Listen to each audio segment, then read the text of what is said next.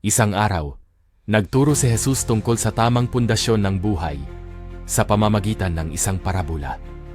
Ikinuwento niya ang tungkol sa dalawang lalaki na nagtayo ng kani-kanilang bahay.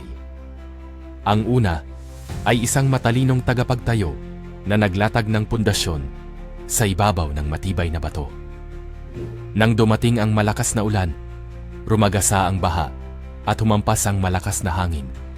Nanatiling matatag ang bahay niya dahil sa matibay na pundasyon. Sa kabilang banda, ang pangalawang lalaki ay isang hangal na tagapagtayo. Itinayo niya ang kanyang bahay sa buhangin na madaling gumalaw at hindi matibay. Nang dumating ang unos, bumaha at humangin ng malakas. Gumuho ang bahay niya dahil sa mahina at hindi matibay na pundasyon. Ipinapakita ng parabola na ang buhay na itinayo sa mga aral at salita ni Jesus ay parang bahay na nakatayo sa bato. Hindi ito matitinag ng anumang pagsubok o problema.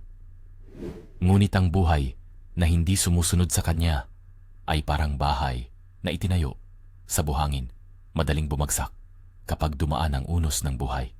Ang mahalagang aral dito ay kung nais nating maging matatag at matibay sa gitna ng mga pagsubok, dapat nating gawing pundasyon ang mga turo ni Jesus sa ating araw-araw na pamumuhay. Sa ganitong paraan, magiging matibay tayo at hindi basta-basta matitinag ng anumang hamon.